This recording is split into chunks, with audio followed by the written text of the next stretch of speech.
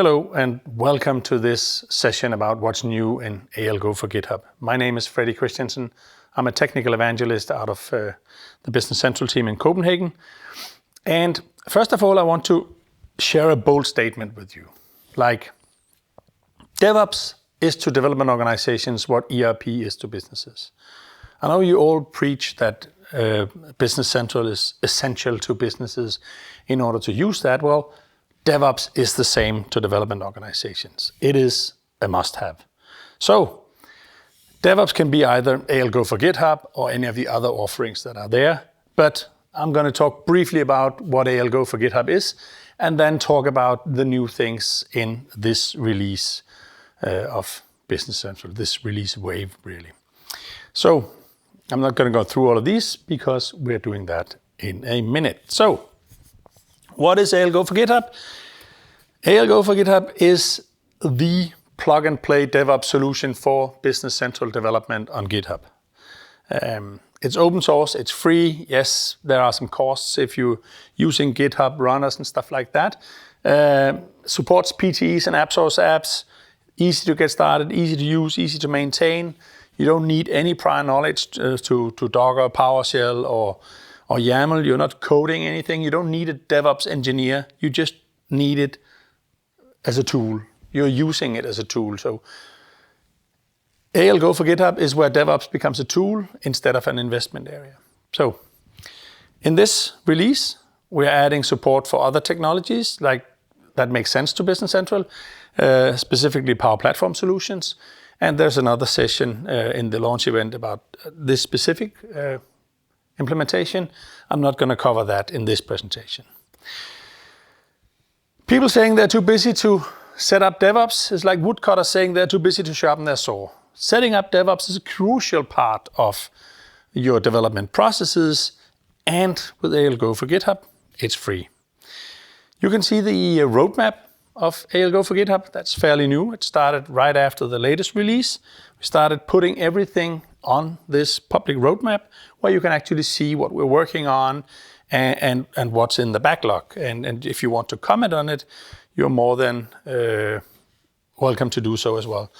The roadmap is really set up as like there are new items, like if there's an idea or something that we just need to create, it just gets created in the new column, and as it moves along into the backlog, into ready for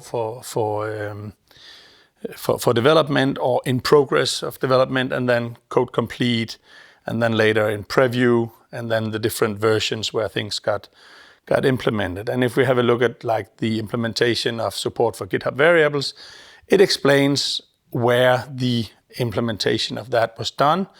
And we can also see other items like when we created the test results viewer back in October of last year, a summary and intended outcome, how will it work, and a description of all of these things. So trying to get as much documentation into these items as possible so that partners actually can go and comment on these things as well. Next thing, as I just talked about, GitHub variables. GitHub variables was something new that surfaced in GitHub a few months ago, and the capability of adding variables to a GitHub repository as part of your metadata for the repository. So settings is an essential part of ALGO for GitHub. They control the behavior of how ALGO for GitHub works. And you can see the documentation. If you go to AKMS, ALGO settings, you'll see a full description of all the settings here and what they mean and how you can change them and all of these things. If you want to go for a specific setting, you can just click the hashtag template URL and you'll get to that one, and it shows you what the value means. So these settings can be specified in many locations, and the way that we use GitHub variables is that you can now add settings to GitHub variables as well. And last setting wins, so you can override a setting in various places. And the order of settings, how they are applied, is really given by this list. So first of all, we take the repository settings file, then the project settings file, then a workflow specific settings file, and then a project workflow specific settings file, and last, the user settings file. The reason for the empty spots is that this is where we have injected the GitHub variables. So you can now create an organizational settings variable or a repository settings variable that will add the ability to add settings into your repositories. Especially the organizational settings variable is useful if you have, like, if you're using a versioning strategy or you're using special settings for getting dependencies or other things. You can now add that to the organization, and it works for all your repositories in that organization unless overwritten by a specific repository. Let's have a quick look at how GitHub variables works. You can find the right repository here. Go to Actions Variables. In my Bing Maps app source app, I have created a repository variable called app folders and set that to dummy. If I edit it, it is really just a snippet of the settings file where I specify that app folders in this repository is dummy. And if I have a look at the code, there's no folder here called dummy, meaning that when I run a build with that setting, build will fail and say app folder dummy specified in, okay, that's a bug. It should have said GitHub variable, but does not exist. So with that, we can see that the GitHub variable actually takes precedence and will be loaded into that repository. I can go to the setting here, click Actions, Variables, and go into the variables and modify and specify Bing Maps instead, like this. I'll use GitHub Mobile, and so with that, I'm allowed to actually change this setting. I can also delete it if I want to. Yes, delete the variable, and then we don't have the settings from here, and we'll only use the settings inside the repository. Going back to the presentation, talk about the next thing, branching strategies. A lot have been made in this version of ALGO for GitHub for supporting the recommended branching strategy. There were some bugs on release branches and stuff like that. All of those have been fixed and are available in the release notes. The recommended ALGO branching strategy is to use feature branches and pull requests wherever possible. Keep your main branch shippable at all time, and use release branches if you want to be able to hotfix earlier versions in that. So the way that looks is you have a main branch. You have like version 1 of your code is here, and you'll branch out for let's say feature A, and you're working on that.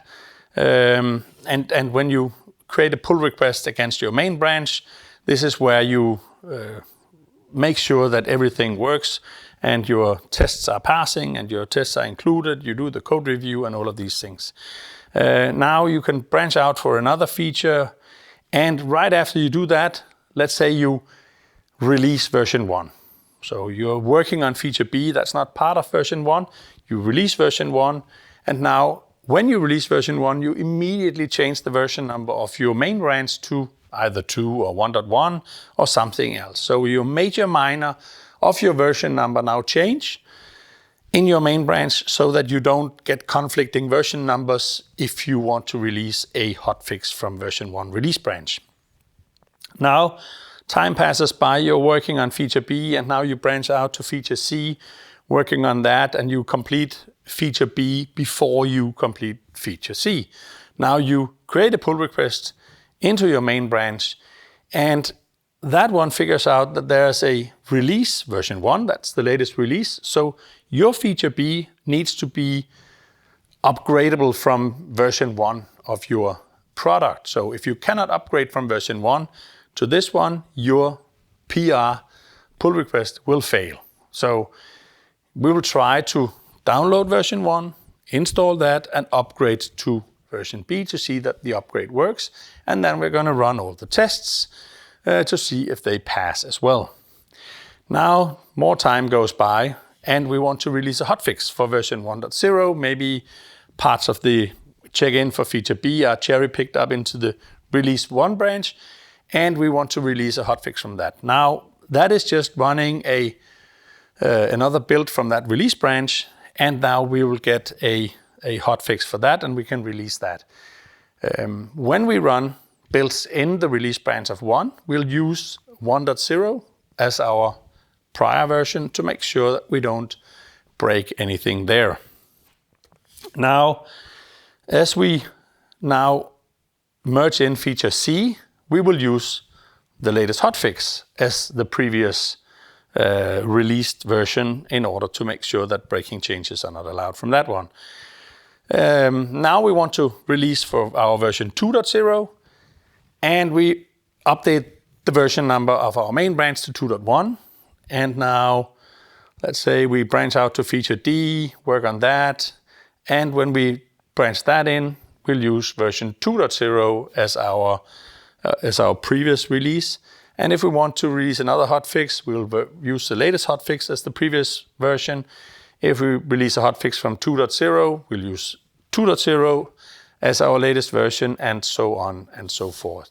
So you'll be able to work with release branches and release hotfixes from those and still keep a shippable main branch at all time. And once you branch out to a release, you can either do like branch out to the release and release directly, or you can do a final acceptance test in the release branch while you're working in your main branch. Let's have a look quickly at a repository that has these things implemented, which is the demo app repository here. As we can see, we have 3 releases. If I click this one, we'll be able to see that we have version 2.0, we have version 1, and we have 1.01, which is the latest hotfix from the 1.0 branch. And since we're using tags in SemVer compatible version numbers, then GitHub will actually sort these releases correctly, and GitHub can figure out which release is the latest one. The full changelog for a change like this, we can click here and see which commits were part of this release and what changes there were to the files as well. So you can always go back and see these things. You can also create release branches if you want to do that, like this one. Typically, we just use the major minor in the release branch, but that is really up to you. So, another thing that we shipped over the last half year. PowerShell 7 and Linux experimental support. What does that mean? Well, in BC Container Helper and in ALGO for GitHub, it means different things really. So it doesn't mean that we can run Business Central on Linux. We can't do that yet. But it means that BC Container Helper now runs on PowerShell 7, and that ALGO for GitHub can run everything on PowerShell 7 as well. Let's have a look at what BC Container Helper. So on PowerShell 7, work in progress, but fully supported. If there are any issues, file them on GitHub, and we'll fix the issues and make that work.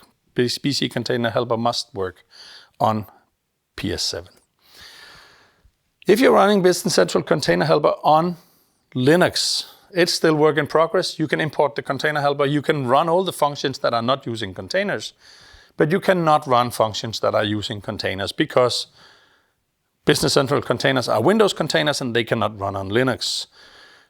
So everything that are non-containerized in BC Container Helper, like publish apps to an online environment, stuff like that, will run on Linux as well. If you have any issues, file them on GitHub. The OS support in ALGO for GitHub. Now, jobs that are using containers is Windows only. You need to run those on Windows runners.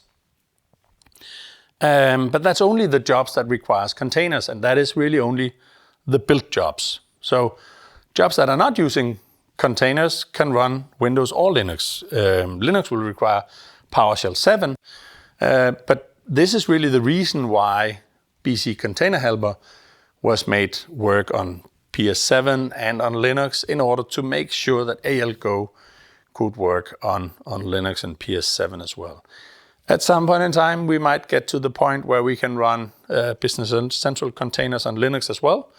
And then Container Helper and ALGO for GitHub is just ready for that, and you don't need to do anything in order to take advantage of these things.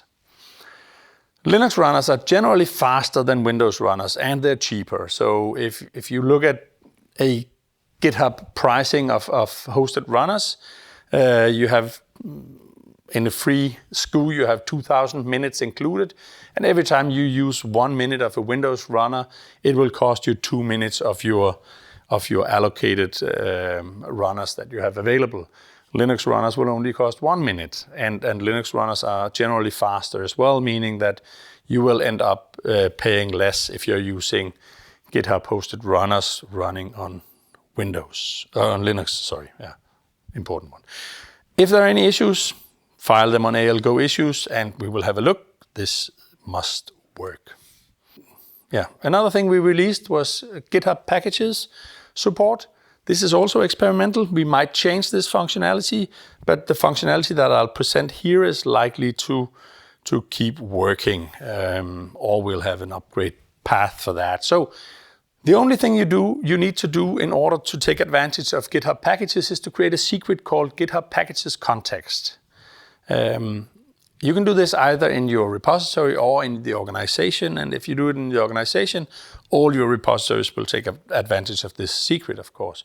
You can use the Business Central Container Helper function called new AL NuGet context to create that secret, which basically is a compressed JSON that contains the NuGet NuGet URL and the NuGet token in that one. So with that secret, now all apps that you build will, from the build process, be published to GitHub Packages NuGet feed.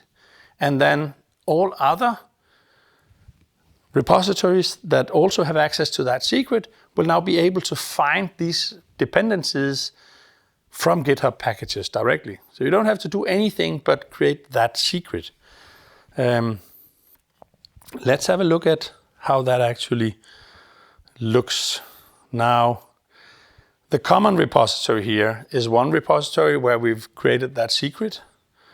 Now this is a private repository, and that means that if you have a free SKU of GitHub and you create private repositories, then you cannot share secrets between repositories. You have to have a paid SKU for that one. So what I've done is I've created the GitHub packages context in all repositories, so it's here. Also a NuGet context and a GH token workflow secret. So these secrets will be used whenever running these workflows. So looking at the actions here, and the merge one probably fine, although one of these deliver to NuGet fails because the context is wrong, but deliver to GitHub packages actually works. And going back to the code here, we can see that the packages is here. It's called ALGO and the app ID.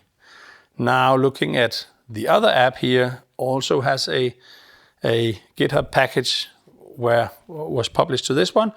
But look at when you're building app 2, which has a dependency on the common project. So we can have a look in this one and drill into this one to see the pipeline, and inside the pipeline we'll see installing app dependencies. In this step we will see that it searches for NuGet package ALGO and then the app ID version 1. It finds the package, downloads it, installs it, and now that dependency is resolved and we can now compile our app 2 here. App 1 has even more dependencies and have 3 different apps, and these dependencies are taken from various places. So if you want to, it's actually private, so you can't see that. But this one also resolved dependencies in the same way as this one. But you can use some dependencies from GitHub packages, you can use dependencies from installed apps, or you can use dependencies from app dependency program paths and other locations, and you will find the dependencies where they are. Going back to the presentation here, talking about another feature that came in a few weeks ago was that the pull request build is now split from the CI/CD build.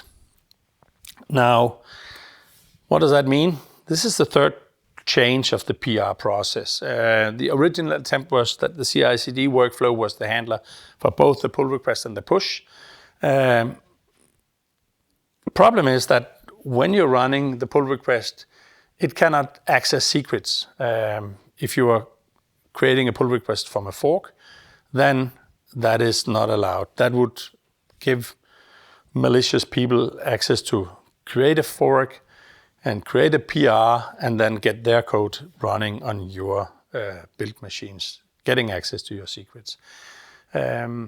So there was a security issue with the original attempt. Now the second attempt was to create a pull request handler that would do the pull request and now still use the CI/CD workflow handler, but spawn that after the pull request handler so that we would look into the files that were changed and stuff like that. The third and final approach is that the pull request handler is the handler for pull request and performs actually the PR builds. It will look at what files you've changed to make sure that you didn't change any files that will give you access to any secrets or anything like that. And the CI/CD workflow is now the handler for just the push and stuff like that. So this is, in our mind, how it should be. The CI/CD workflow handler now also always create complete builds, meaning that we don't just build the apps that were modified. We do that in the pull request handler, but not in the CI/CD. So the CI/CD builds everything, meaning that you're always ready to do a release based on a CI/CD build. So that is your official build. The pull request handler will, as I said, check which files are changed. If any of the dangerous files are changed, you're not allowed to create this one. But that is only if you're coming from a fork in a public repository. We have this issue.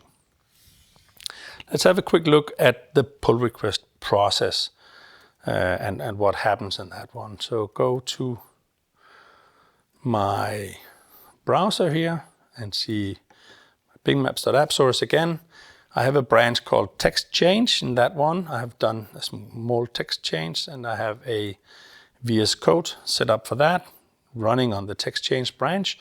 I've done some changes to that one. So what I want to do now is to go to GitHub here and create a pull request from my text change branch to the main branch, and the title is exclamation, and create that one.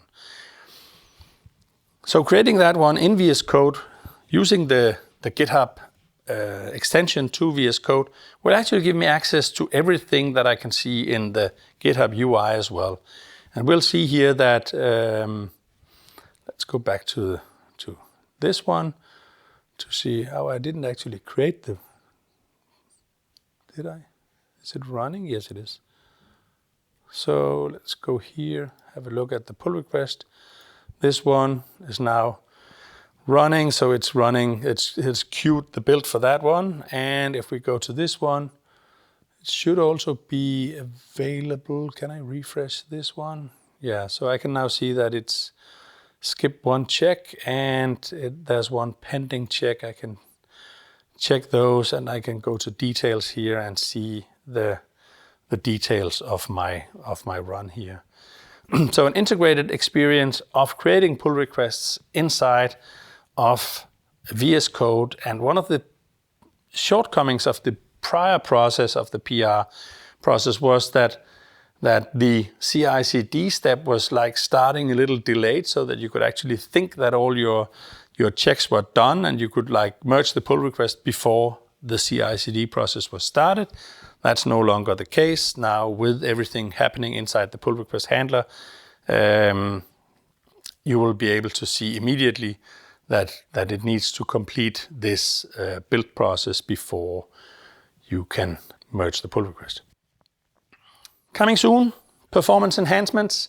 Something that a lot of people have asked about is can we get these builds to go faster than they do right now? A build, if you want to run build and test and everything, it takes 15 minutes on a GitHub hosted runner. And that seems a little too long. What we want to do is we want to solve two problems in one go. We have the problem that builds are too slow, and we have the problem that signing apps will eventually require HSM keys, meaning that you need to have those in either hardware dongles, or you need to have them in special secure key vaults in order to run the sign. So what we want to do is to, instead of running the run-AL pipeline in one go and just build, sign, and deploy and test the apps in one go, we want to split that into 3 jobs. One that builds the apps, and one that signs the apps, and another one that deploys and tests the apps. Now, the build process does not need a container, because we can do that without spinning up a container. We can just take the apps and install take the compiler and then run that. And when we get the AL compiler running on Linux, we can even run the build process on Linux as well. The sign process, the same thing. We can also run that on Linux, and we can use that as a separate job. Now, the deploy and test still needs a container or an ACI instance or an Azure VM or a self-hosted runner or something like that. And we'll find ways to make that go faster, hopefully. So this will be available soon with the feature key. I can show a quick demo of how it looks. If we go to this repository and have a look at the Bing Maps PTE here, where I've done some testing on this, and go to one of these runs. And we'll see that the build step here takes 3 minutes instead of the typical 15 minutes. And the reason for that is that it actually, in the run pipeline, takes 1 minute and 44 seconds. Looking at that, it still prints out creating container, but it says not using Docker container. So it just copies things, and it takes 27 seconds to copy these things. Resolving dependencies, compiling apps, and then publishing these apps. What it does is that it, of course, needs the artifacts, but the artifacts are now stored in GitHub cache. So this one stores the artifacts for the version that I'm using. And if we go into this, the one that I used earlier was this one. Have a look at the timing that it takes in order to download the artifacts from the cache is this one. So cache Business Central artifacts takes 25 seconds instead of these multiple number of minutes it takes to download the entire artifacts. Now, in a lot of cases, it actually only takes a few seconds in order to cache these things. Timings vary. And again, Linux will be even faster on that one. So this is something you'll see in the near future, that you'll have the ability to turn on a feature key, and then your build process will be changed into 3 jobs, and one of them will run without a container, and you'll get a very early notification if you have a build break. And if you're stating that you do not want to run tests in your pull requests or whatever, then it never has to actually create a container. Another thing coming very soon is ACI development environments or Azure VM development environments. So today you have two scripts. You have local dev env, cloud dev env in order to create a local Docker-based development environment. Cloud dev env will create an online development environment. And then you have the create online development environment action in GitHub if you don't want to run any PowerShell.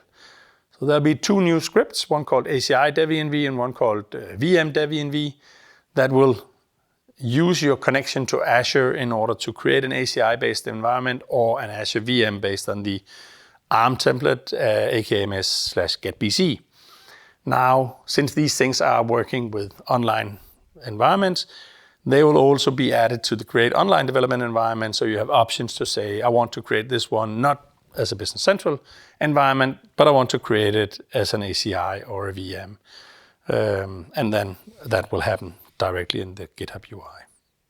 Another thing that I have had a lot of questions about is the runtime packages. We wanted to have that in this release, so probably a lot of people will be looking for that. But I do not have any dates yet. What we were targeting for this release was really a set of tools that would allow partners to better create runtime packages. But what we found was that adding a number of tools is not really the right solution. The right solution would really be, and that is our current plan, to first of all provide symbols for all AppSource apps via a NuGet feed, and we will do that from a NuGet feed that we host. So we're working on a proof of concept prototype on this now, and if that looks good, we will ship that. That means that as soon as we have that, you can actually build and validate all PTEs and AppSource apps with dependencies to other AppSource apps directly in ALGO for GitHub without specifying anything. We can find these symbols ourselves and we can build the packages and everything will be fine. We also want to provide runtime packages for opt-in AppSource apps, meaning that if an AppSource app have specified like a special setting in their app.json, that yes, we at Microsoft are allowed to hand out runtime packages, then we should also be able to do that. Now, that is later than the first one. The first one we want to provide are the symbols. And if we can get it done, then we'll also want to provide runtime packages through that. I don't have a date yet because it's something that we're working on and we don't know exactly the size of this, but we do know it's an important thing for a lot of partners when they're running their DevOps solutions is to get runtime packages for their dependencies, and it will save our partners a lot of time to do that.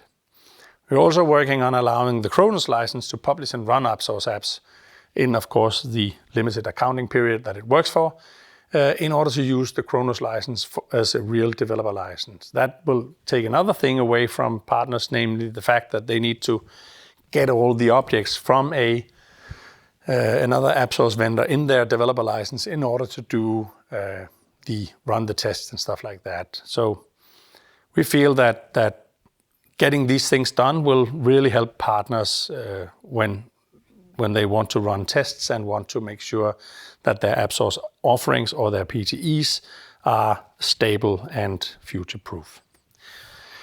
Another thing that will come in the future, I don't have any dates for that yet either, is Codespaces. So Codespaces runs on Linux.